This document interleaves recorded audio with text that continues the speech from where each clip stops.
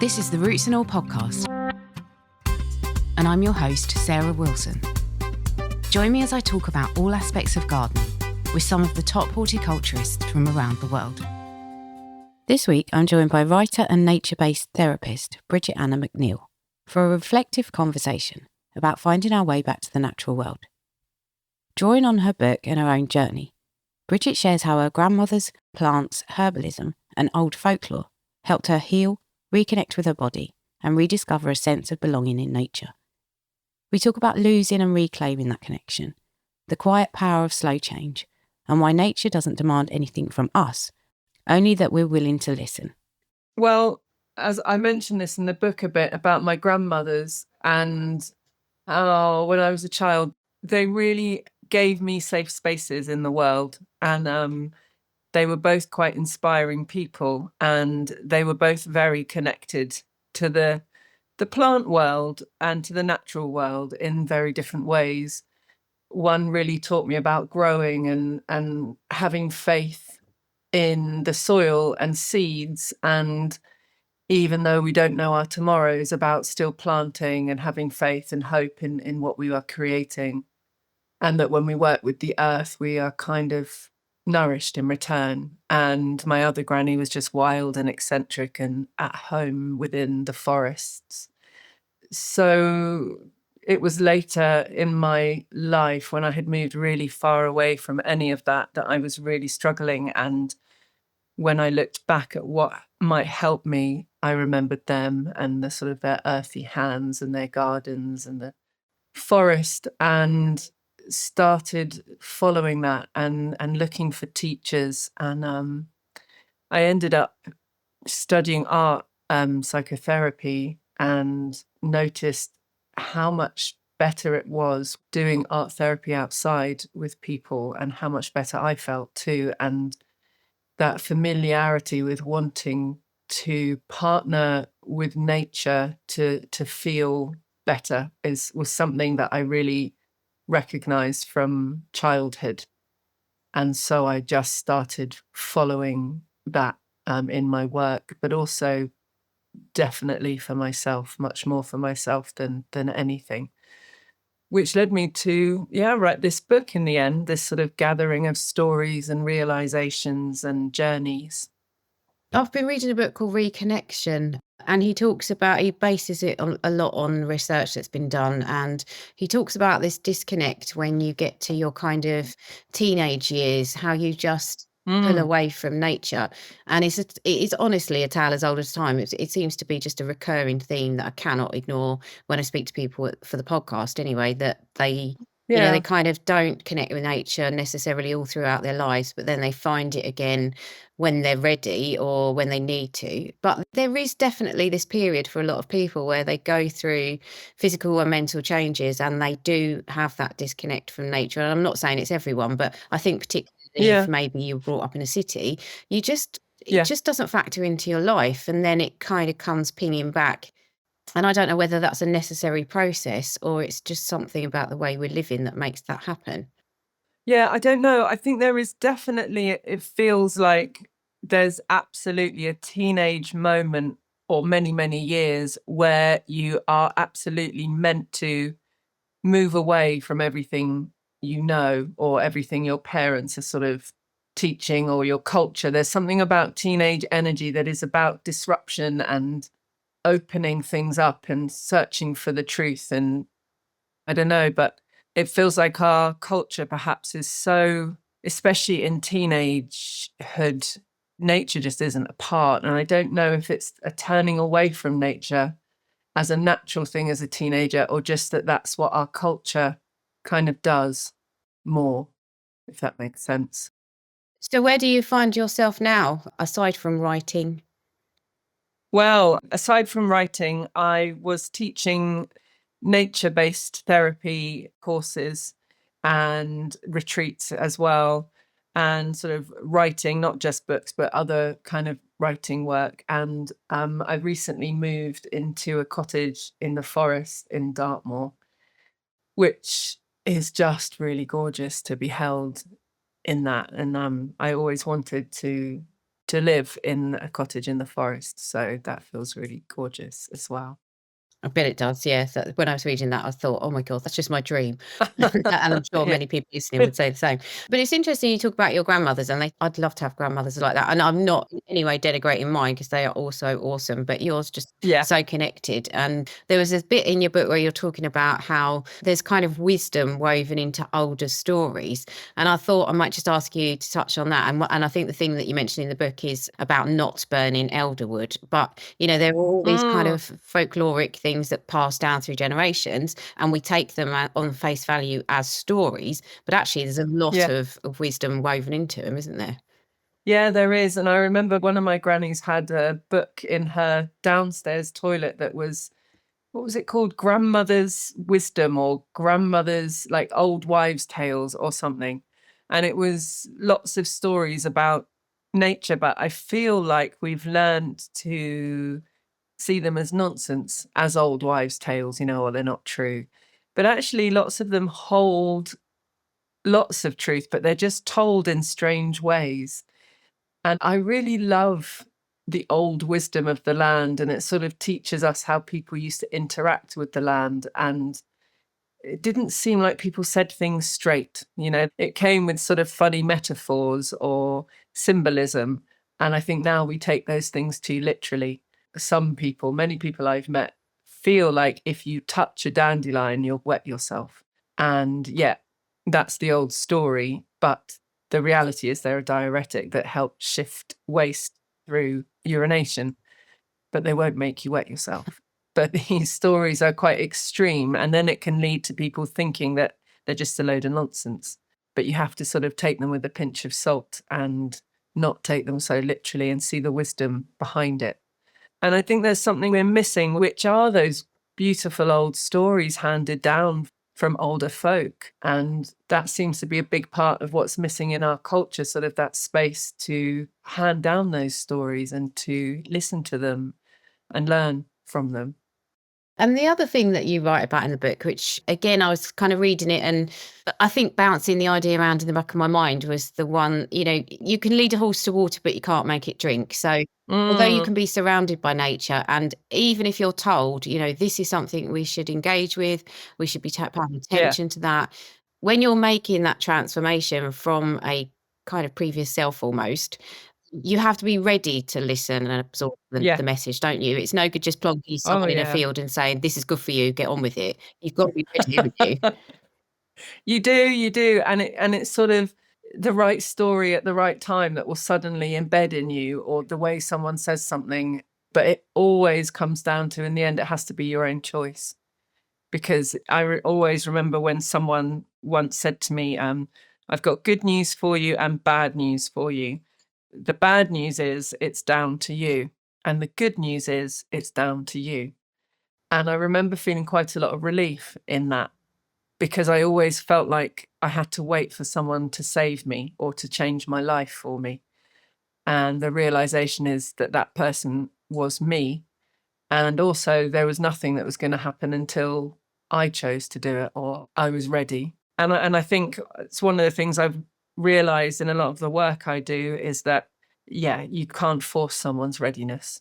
That's not something that's down to someone else. You can give them seeds, you can give them stories, you can give them all sorts of things and try and rewild the stories they hold. But really, it's down to them and their readiness and what they will receive. I think my take on that, and that's another thing I've thought about over the years, is that it's both empowering to realise that and quite Yeah. terrifying at the same time. So, Yeah. yeah. Yeah. And it doesn't mean you're on your own. It doesn't mean that it's just this lonely world where everything is down to you, because you'll find support in nature, in others, in all sorts of places. But in the end, you can make the choice to do something differently. Yeah, and I think perhaps some people think that it's gonna be this light bulb moment or this flash of lightning, and you'll have this transformation of Yeah. consciousness, and you'll be like, "Yes, I'm ready to receive Yeah. messages." But sometimes it's a slow burn, and you actually have to work at Yeah. it, don't you? Oh my God, absolutely.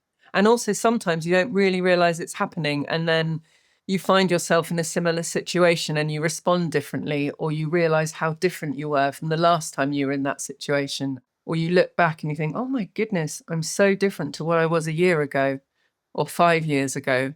Sometimes the journey is so slow. And I think often people also think that the journey is this lovely upward hill to the light. And it just isn't. It's up and down and cyclical and dark and rooty and decaying and light and beauty and blossoming all at once. And these things, I think it is like seeds, these moments of realizations just can be really small things that just sort of embed somehow and slowly, slowly work through us. Sometimes you can be caught up in hearing about other people's journeys, and then there's that, Mm. problem of comparing yourself, and if you're Yeah. not getting that connection immediately or in the that you Yeah. think is right, then you think you've failed, but it's just that you keep chipping away, I suppose. Yeah. Totally. So what I was gonna ask you as well about herbalism, which you obviously touch on it in the book, but it's not an Yeah. instruction manual by any stretch. It's No. describing your journey with it. And I wondered how you feel that herbalism connects you with the natural world, because I think for you, I'm right in saying that it's shifted both physical and sort of spiritual outlook. Is that fair to— Yeah, definitely. It was definitely the plants for me that really, really shifted something, and so many different ways. Like, for a start, like the physical, like you say, I think I was in a place where people felt very unsafe, and I was able to work with plants in a way I don't think I could have received from a person or other people. And that was through slowly working with plants and through the way I was being taught, allowing or acknowledging how the plant brings my awareness to different parts of my body. So for myself, I was completely concreted over. I was not in touch with my body at all. And I was being taught to do simples, which is one plant at a time and over a month, 3 months, a year, and just really feeling what that plant does inside my body. So a plant that might work with my heart would bring my awareness over and over again to that part of my heart because the plant was working with it. Or a plant that works with the nervous system, I'd get to know my nervous system more, or the plant that worked with my gut or my liver. And so it was this sort of journey of coming down and inwards into my body, into a place that I hadn't dared explore for years. And another teacher I had, we spent a good couple of years working with sensory perception and the question, how does it make you feel? So smelling the plant, tasting the plant, eating the plant, and getting a sense of how it felt in my body. What did it ignite in the smell? What feeling, emotion did it ignite? And asking that question, how does this make you feel? It sounds so small, but it was so, so huge in what that did for me. It was a question I hadn't asked myself for most of my life or been asked how it makes you feel. I think I had the opposite. I had not wanted to know how things make me feel. And I had experienced many times of being told not to express how things make me feel. So it was going in the opposite direction to what I had known was safe. I was doing something different, and that was sort of terrifying.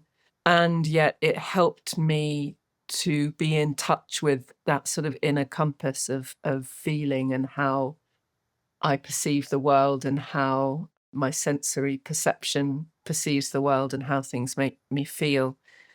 And through working with the plants was a way in which I could do that where I don't think I could have with a person. And so plants became really kind and a sort of place that I could explore that wasn't asking anything of me in return.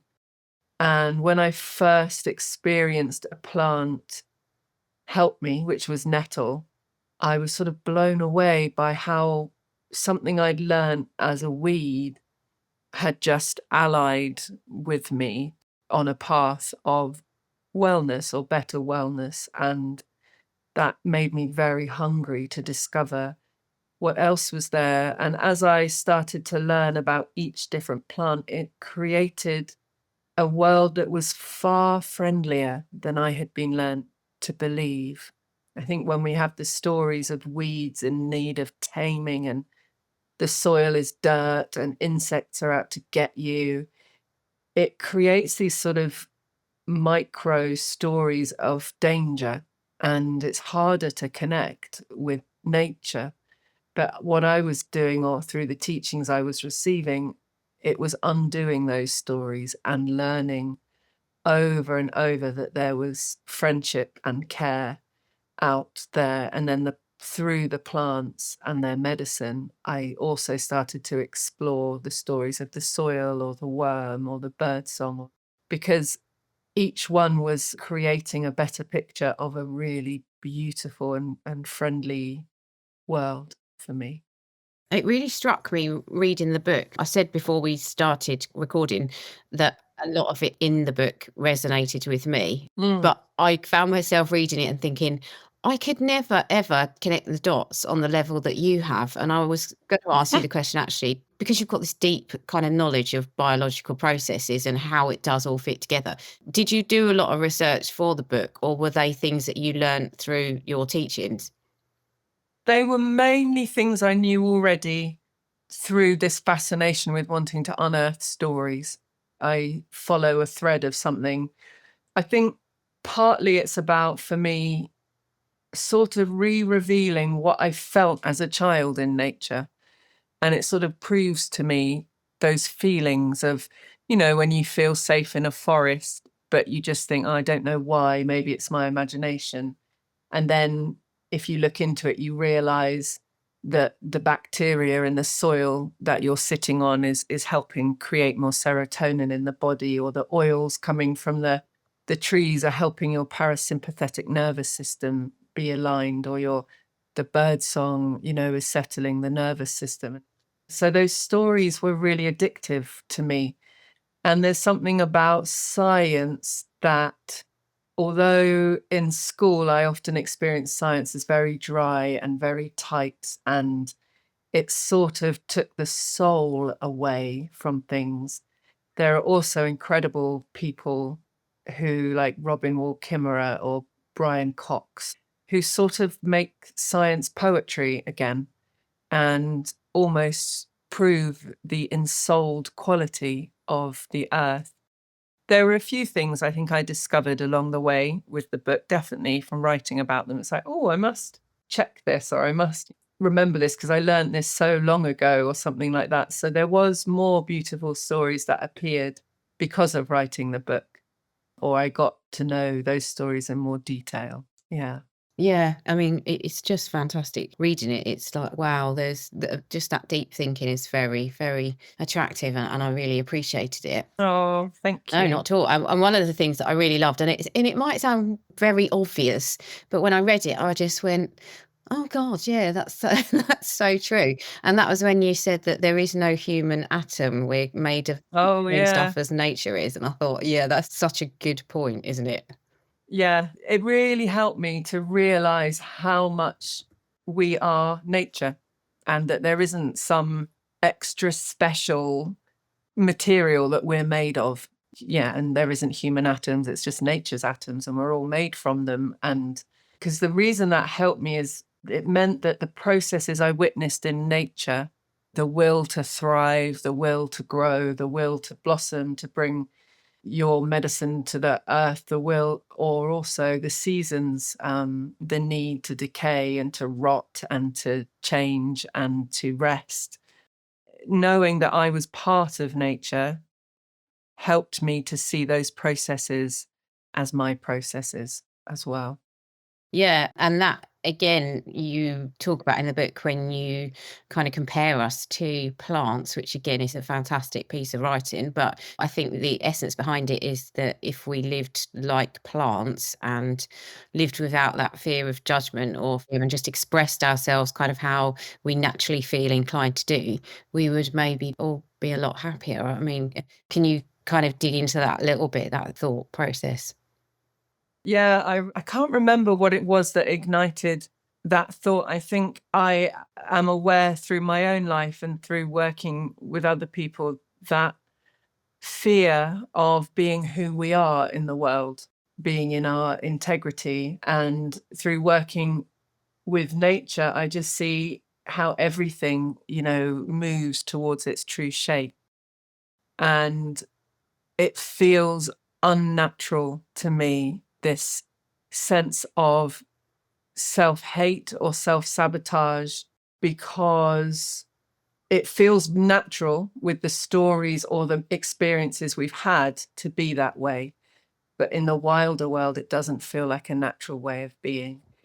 And I was wondering, what would happen if the apple tree refused to grow apples because they had grown to think they should look more like a pear, or what would happen if the rose didn't bloom because they grew to be self-conscious of their smell, or if the bees didn't follow the vibration of pollen because they had learned that their inner knowing was defunct. We would die. The world would become grey and miserable and stop. And yet it's what we do all the time, to ourselves and to others perhaps. But it feels like watching nature in that way has helped me to try to live a more authentic life, or to support myself to grow and become more. Do you think that if you were wanting to embark on that journey, that you did live more true to yourself and without Yeah. limitations? Do you kind of need to totally disengage from the self or the circumstances that hold you back? Or again, can that be a gradual kind of process? Oh, I don't know. It's probably so individual, isn't it? Mm. I think it absolutely can be a gradual process. I feel like all too often, like you were saying about this sudden flash of brilliance that changes us, I think we can often, as people, think there needs to be this push or this shove or these big moments or this breaking. And actually, I feel some of the most powerful journeys are the ones that go slowly and one step at a time and one breath at a time. Because I think it's a big thing to try and work out even what is right for us, and to keep questioning that and keep feeling inside.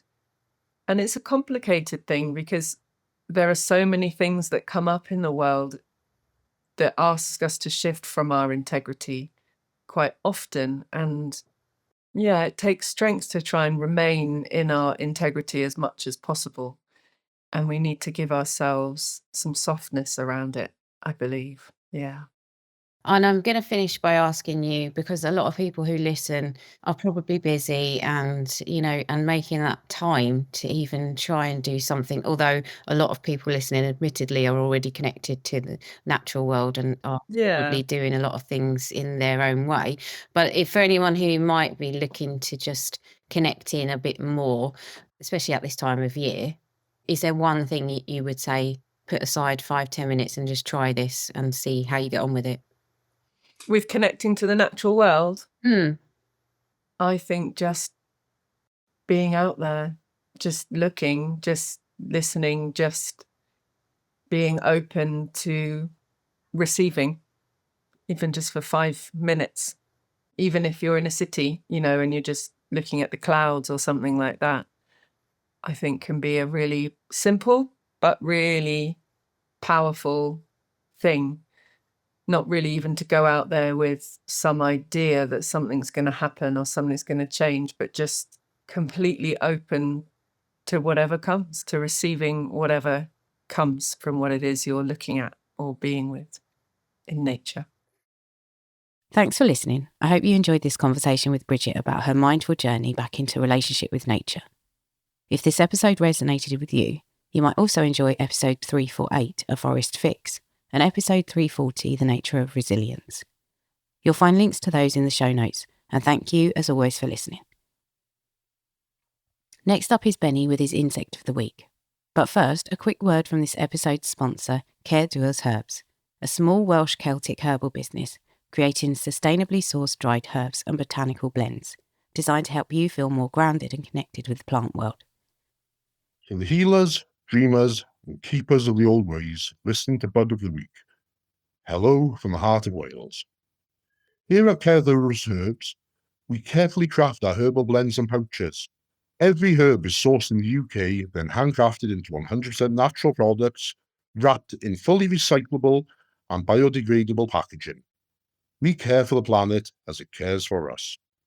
Inspired by an ancient wisdom for the wanderers and dreamers of today, we invite you to slow down and sit with our Pacifica blend and connect with a simpler, more enchanted way of living. Begin your journey at Cerddoriaeth Herbs and use the code BUDPODS for a special discount at checkout. If you can, do check out the website and support them. It's one small way to bring a bit more of the natural world into your day, something Brigit talks so beautifully about in this episode. Thank you again for listening. Here's Benny. The Australian orange-tip moth, scientific name, Tachystola acrosantha. In the last few months in the Eden Nature Garden in London, I've recorded 2 new species of moth for our garden species list. Both of these moth species have been Australian species. This has led me down an interesting route of research into seeing what these moths are about and why they might be here. The Australian orange-tip moth, which is not to be confused with our native orange-tip butterfly, arrived into Devon in 1908 with imported plants, it said. Curiously, its larvae don't just reside in leaf litter, it feeds on leaf litter, so fallen leaves and dried leaves. And even more interesting is that it seems to have a fairly close association with eucalyptus leaves. Now, I don't know many species in the UK or in Europe that rely or can utilize eucalyptus leaves, so there may be a very interesting ecological upside with these species being present. There is a second species of Tachystola moth in the UK now as well.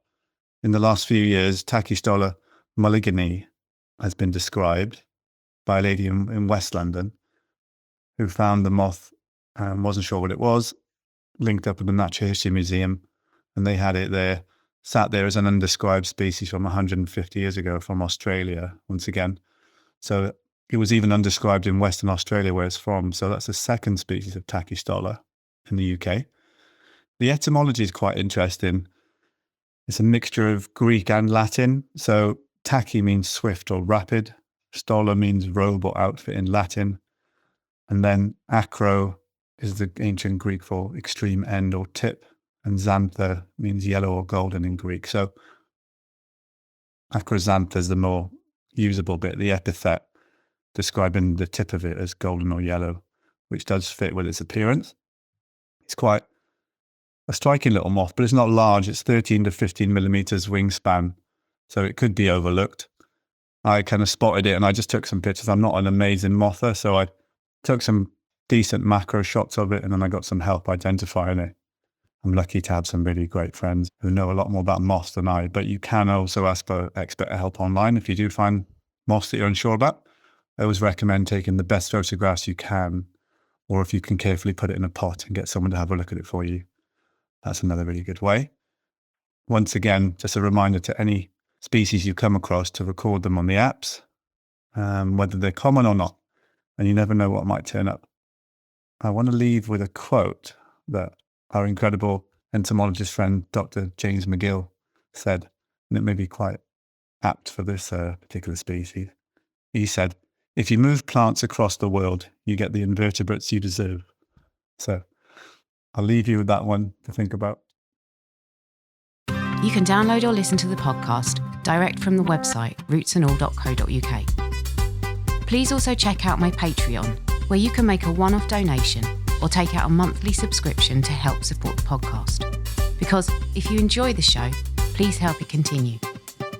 I also have a GoFundMe where you can make a one-off donation. Even a one-off donation of £1 helps, and I'll be really grateful for your support. So please go to Patreon or GoFundMe and search for Roots and All Podcast.